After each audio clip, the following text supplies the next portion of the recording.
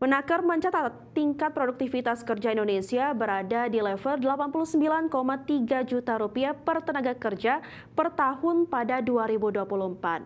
Angka ini masih lebih rendah dibandingkan negara lain.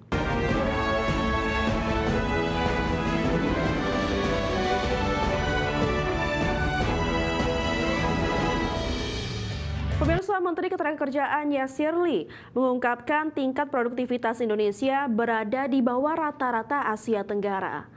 Menaker mencatat tingkat produktivitas kerja Indonesia berada di level 89,3 juta rupiah per tenaga kerja per tahun pada 2024. Angka ini masih lebih rendah dibandingkan negara lain. Yasir Lee tak menampik tingkat produktivitas tenaga kerja itu masih menjadi permasalahan utama yang harus segera diselesaikan.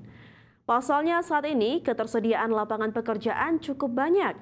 Namun kebanyakan tenaga kerjanya belum memenuhi standar kompetensi yang diinginkan oleh perusahaan. Menaker mengajak seluruh pemangku kepentingan untuk memperkuat komitmen membangun hubungan industrial yang transformatif dengan menempatkan produktivitas sebagai agenda bersama. Kita launching pelatihan dan coaching produktivitas, kita launching community of practices untuk pemanfaatan teknologi-teknologi terbaru, AI, digital emerging skills, dan kita juga mendorong TC, pakar pensiun, TC, Green Consultant, untuk kita sama-sama membangun community of practices, bagaimana kita sama-sama concern, berdiskusi, keluar dengan guideline, panduan, tips, misalnya bagaimana strategi adopsi AI. Survei konsumen Bank Indonesia pada Oktober 2025 menunjukkan indeks keyakinan konsumen terhadap kondisi ekonomi meningkat tajam dibandingkan bulan sebelumnya. Tercatat IKK Oktober berada di level 121,2, lebih tinggi dari September 2025. Berdasarkan laporan Bank Indonesia, Indeks Keyakinan Konsumen atau IKK Oktober 2025 berada di level 121,2, tercatat lebih tinggi dari bulan September, yakni sebesar 115. Capaian indeks keyakinan konsumen ini menandakan konsumen tetap optimis, yakni indeks di atas 100 dianggap optimis. Kepala Departemen Komunikasi Bank Indonesia Ramdan Deni Prakoso menjelaskan, peningkatan keyakinan didorong oleh kenaikan indeks kondisi ekonomi saat ini atau IKE yang mencapai 109,1 dan indeks ekspektasi konsumen atau IEK sebesar 133,4, tercatat lebih tinggi dibandingkan bulan sebelumnya masing-masing 102,7 dan 127,2.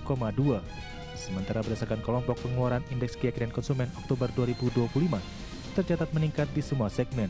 Secara spasial, indeks keyakinan konsumen ini juga meningkat di sebagian besar kota survei, terutama Medan, Pontianak, dan Padang, menunjukkan persebaran optimisme yang luas di berbagai wilayah.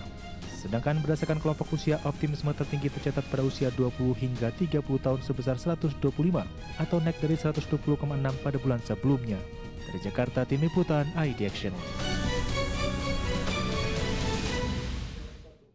Kamar Dagang dan Industri Indonesia atau Kadin menilai meningkatnya indeks keyakinan konsumen di periode Oktober 2025 membawa optimisme tersendiri bagi pelaku usaha menjelang akhir tahun ini.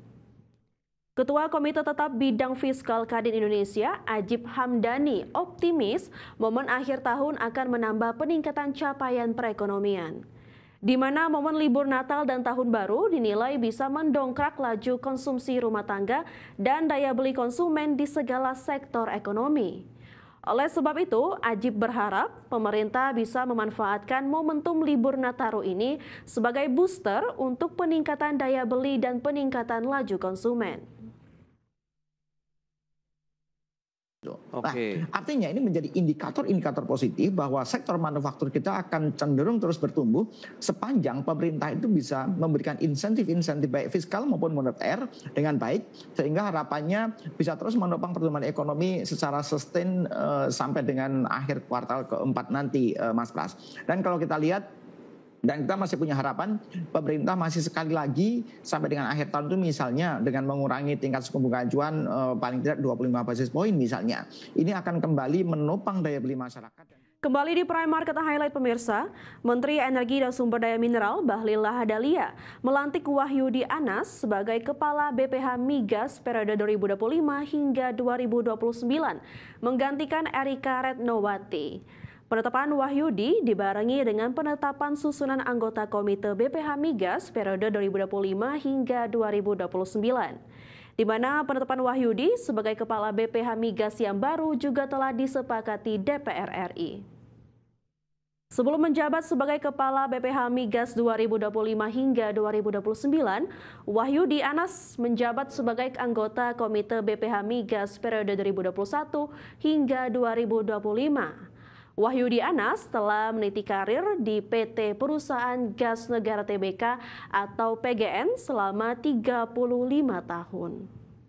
Usai melakukan pelantikan secara tertutup, Bahlil berharap Komite BPH Migas yang baru dilantik mampu bekerja sama dengan baik, khususnya dalam mengatur serta mengawasi penyediaan serta distribusi bahan bakar minyak nasional. Hari ini kan kita melakukan pelantikan BPH Migas, karena BPH Migas sudah satu periode selesai dan SK masa berlakunya perpanjangan hari ini berakhir. Jadi sekali kita lantik, ya tujuan kita adalah bagaimana kita bisa membangun tim yang baik, terutama dalam pengelolaan, karena yang mengendalikan subsidi BBM itu kan adalah di BPH Migas, termasuk dalamnya adalah pipa ya. Dan mereka bagian daripada keluarga besar dan mempunyai hubungan kerja dengan SDM. Jadi saya berharap harapan kita ke depan. Menteri Sekretaris Negara Prasetyo Hadi mengungkapkan Menteri Pertahanan Safri Samsudin serta Panglima TNI Jenderal Agus Subianto melaporkan perkembangan terkait dengan penertiban tambang nikel ilegal di Morowali, Sulawesi Tengah kepada Presiden Prabowo Subianto. Prasetyo menjelaskan penertiban tambang ilegal di Morowali dilakukan oleh Satgas Penertiban Kawasan Hutan pada awal November 2025 yang dipimpin langsung oleh Menteri Pertahanan Safri Samsudin bersama Panglima TNI, Kapolri, dan Jaksa Agung. Operasi ini menegaskan kehadiran negara dalam menjaga sumber daya alam dan menindak aktivitas pertambangan tanpa izin. Penertiban dilakukan pada 4 November 2025 di Desa Laronai, Kecamatan Bungku, pesisir Kabupaten Morowali, Sulawesi Tengah. Mensesnek mengungkap proses penertiban kawasan tambang ilegal itu nantinya diharapkan bakal berujung pada pengembalian kerugian negara, seperti halnya yang dilakukan pada tambang timah ilegal di Bangka Belitung. Pertama berkoordinasi dengan Menteri Pertahanan, Panglima TNI dan Wakil Panglima TNI karena beliau ingin mendapatkan update berkenaan dengan masalah pertahanan dan terutama laporan kembalinya beliau semua dari Morowali.